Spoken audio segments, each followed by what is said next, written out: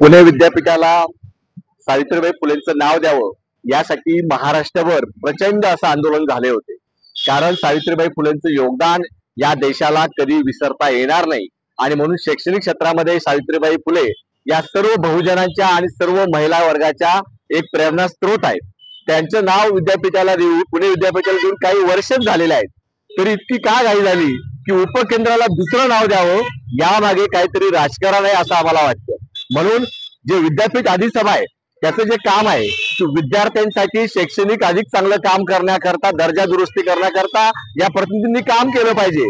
तर तिथे चर्चा काय करतात की इतक्या कोटीचं काम झालंय, हे कॉन्ट्रॅक्टरला काम दिलं पाहिजे का, यांचे भांडणं अधिसभेत या पद्धतीने होत आहेत।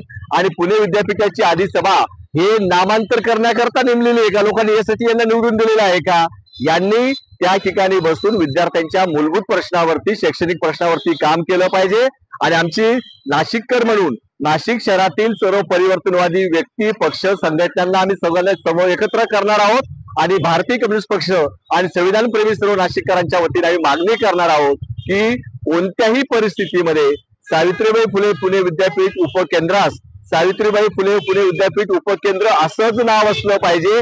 याच्या व्यतिरिक्त कुणाच्याही नाव देण्याची आम्हाला गरज वाटत नाही, कारण सावित्रीबाई फुलेंचं नाव विद्यापीठाला देऊन काही वर्षच झालेले आहेत। आणि महाराष्ट्रातच नव्हे तर देशामध्ये सुद्धा जर विचार केला की यशवंतराव चव्हाण महाराष्ट्र मुक्त विद्यापीठ नाशिकमध्ये आहे, त्यांचे उपकेंद्र विभागीय केंद्र अमरावतीला आहेत, नागपूरला आहेत, त्या ठिकाणी त्यांनी काही इतर नावं नाही दिलेले आहेत। इतर विद्यापीठ सुद्धा वेगवेगळ्या राज्यामध्ये काम करतात, ते काही त्यांना वेगवेगळे नावं देत नाही। म्हणून पुणे विद्यापीठाला हे का असं सुचावं की आपण असा उद्योग केला पाहिजे?